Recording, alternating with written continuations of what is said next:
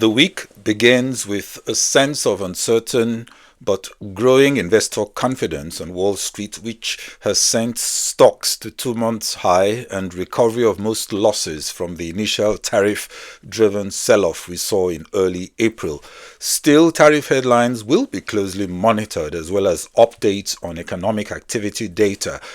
The S&P 500 rose last Friday for a fifth session and posted a sharp weekly gain as investors are looking past the release of disappointing consumer sentiment data and inflation worries.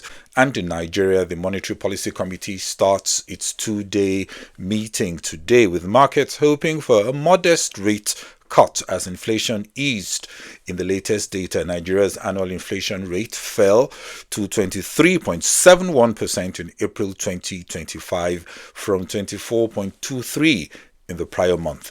But our deep dive is on the just concluded Africa CEO two-day forum that just took place in Abidjan. Hello, welcome back to Global Business Insights, where we look closer at headlines, moving markets, and offer perspectives on the peculiar business environment. Belgium's central bank governor Pierre Wunsch, in an interview published over the weekend, says the European Central Bank may need to cut interest rates to slightly below 2% as recent shocks and uncertainty could justify a mildly supportive monetary policy, including a potential cut below the current 2.25% deposit rate. Markets see a 90% chance of an ECB rate cut on June 5, but priced in only one additional easing over the rest of the year, suggesting that the ECB's deposit rate could bottom out at 1.75%. Britain and the European Union will maybe today agree a major post-Brexit reconciliation of sorts, but haggling over key details, including fisheries, food trade, youth mobility, and I understand the haggling dragged on as both sides engaged in last-minute brinkmanship ahead of the meeting that was taking place today. The historic summit at Lancaster House in London will see both sides sign a security and defense partnership, the centerpiece of the reset and the recognition that the whole continent needs to pull together to confront the threat from Russia. Sir Keir Starmer will sign the Defence Pact and a communique promising deeper economic cooperation. For example, a deal that would allow UK passport holders to use EU airport e-gates may have been confirmed. We could see more deals like that of course try to reduce costs and ease the environment somewhat. AI leader Nvidia is diversifying beyond its traditional reliance on its clientele of big tech companies by selling directly to nation-states, corporate groups, and rivals to Microsoft, Amazon, and Google. Last week's deal between Nvidia and Saudi Arabia's Humane and the pact with the United Arab Emirates to build massive AI infrastructure, indeed one of the world's largest data centers in coordination with the US government, opens up a new market and perhaps even a new business model. Nvidia is also wooing potential rivals to Amazon Web Services, Microsoft's Azure and Google Cloud, rivals such as CoreWeave, Nebius, Crusoe, and Lambda. The recent US sovereign downgrade by Moody's has caused investor worries about a looming debt time bomb. On Friday, the ratings agency cut America's sovereign credit rating by one notch, the last of the major ratings agencies to downgrade the country, citing concerns about the nation's growing $36 trillion debt pile. U.S. ratings were cut to AA1 from AAA, although the U.S. long-term local and foreign currency country ceilings remain at AAA. Reacting to the downgrade, Treasury Secretary Scott Bessent said that Moody's ratings were a lagging indicator after the group downgraded the U.S. credit rating by a notch. Like we said, Moody's also did say that the downgrade reflects the increase over more than a decade in government debt and interest payment ratios to levels that are significantly higher than similarly rated sovereigns, also adding that they do not expect that the U.S. long-term growth will be significantly affected by tariffs. The Treasury Secretary therefore concluded that the downgrade was more related to the Biden administration's spending policies, including combating climate change and increasing healthcare coverage. China on Sunday announced anti-dumping duties as high as 74.9% on imports of POM copolymers. That's a type of special engineering plastic material from the United States, the European Union, Japan, and Taiwan.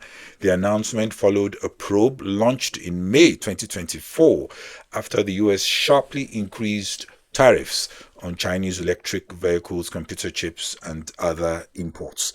Former Vice President Mike Pence has said, that was on Sunday, that Trump should turn down the gift of a $400 million jet from the royal family of Qatar, citing national security concerns, adding that Qatar has a long history of playing both sides, and accepting an Air Force One from Qatar is inconsistent with our security and intelligence needs. EVI had voiced its own concerns in an earlier chat last week, which is replayed. Today's deep dive is on ethics and the issues surrounding acceptance of an expensive Boeing aircraft gift from Qatar. Trump has called the move a very public and transparent transaction, while Democratic U.S. Congresswoman Kelly Morrison described the gift on X as corruption in plain sight, saying that to accept the gift, the plane would be blatantly illegal, a national security risk, and a clear conflict of interest, adding that the Constitution forbids it. It may not be wrong to show appreciation for help and support that the world's largest economy and influential superpower has given to many nations, but there are ethical rules that guide acceptance of expensive gifts. Even if we rule out a bribe for a favor and there is open disclosure, and if the plane can be refitted and rechecked for all the necessary security guardrails, there are still other issues. Ethical governance suggests that a gift or hospitality should not be accepted by a government official because of the recipient's position or because of anything they may do or not do as a leader. In this case, there is no contract or favor that is obvious in the context. Gifts can be open, harmless, unsolicited, and innocent, but still unethical and illegal, especially when you delve deeper into reasons for which it was offered, and of course the laws surrounding gifts in the particular jurisdiction. Indeed, a leader is free to accept a benefit or gift if no reasonable person would see it as giving rise to a conflict, or if it does not set a negative precedent or conflict with law. In this case, there could be a conflict with the Constitution, and it does look like a bad example for other leaders. You could say there is an appearance of corruption. In the US, the Foreign Emoluments Clause of the United States Constitution prohibits receiving gifts from foreign states without the consent of the U.S. Congress. According to U.S. Attorney General Pam Bondi, there is a way to make it legally permissible and less contentious. The plane would be gifted from Qatar's Ministry of Defense to the United States Department of Defense and later transferred to the Donald Trump Presidential Library before 2029. The Qatari-owned 747 is just over a decade old and one of the most luxurious private planes in the world. My view is that gifting to Ministry of Defense merely disguises the fact that this was intended as a gift for President Trump's use, and he should at least obtain congressional consent before accepting. Or much better, Trump could personally, or the US government should pay fair value for it if indeed there is need of an aircraft.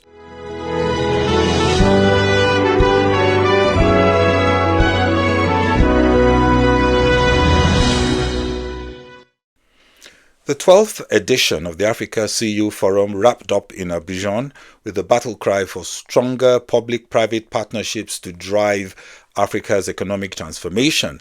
The event brought together more than 2,800 political and business leaders from 90 countries under the theme, Can a New Public-Private Deal Reshape the Continent's Future? And discussions revolved around improving economic governance, refining public policy, and accelerating the implementation of the African Continental Free Trade Area, AFCFTA. These efforts, participants agreed, are vital to building a more investment-friendly climate, stimulating innovation, and integrating African economies more deeply. The challenge of diverse economies with a total average 6,000 GDP per capita. That's the average GDP per capita on a PPP, purchase price parity basis, less than a third of the global average, which is about 20,000 GDP per capita. And although we have countries like Seychelles and Mauritius boosting over $30,000 GDP per capita, quite a few states present less than $1,000 GDP per capita. So you have a diversity that can make integration difficult. Also problematic is the diversity in governance structures, with a private sector that has learned to navigate very wide differences in the business ecosystem. Implementation of the African Continental Free Trade Area will go far to upgrade standards and make it easier for business.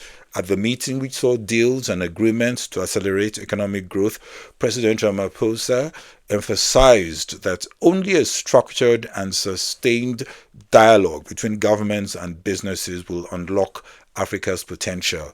According to Emir Ben Yamed, CEO of Jeune Afrique Media Group, one of the main sponsors, said, in an era marked by economic and geopolitical uncertainty, Africa must unleash the power of its private sector to chart its own course.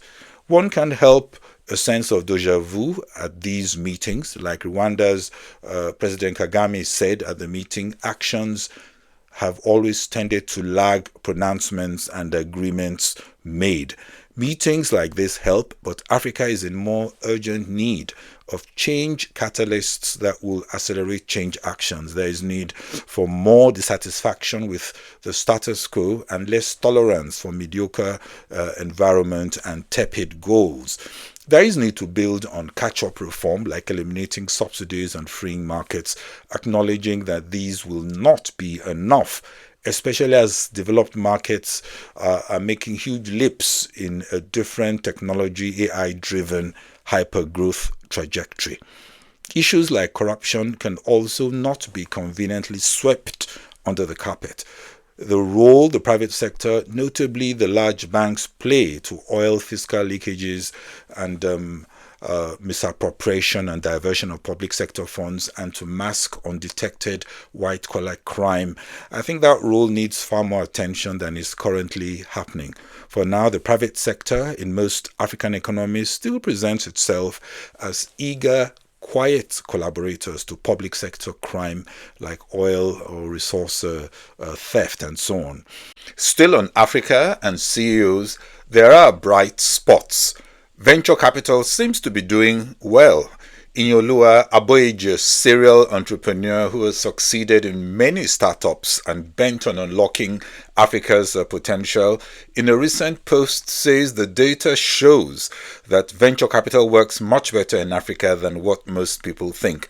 When you take the many $billion in funding across the ecosystem to create one unicorn, that is ratio of funding for unicorns over the last 10 years in billions of dollars to number of unicorns produced, Nigeria is $1.67 billion compared to the US $1.7 billion US dollars, showing it's a less expensive venture capital ecosystem in Nigeria with higher efficiency. You get your results faster. Kenya does have a much higher ratio.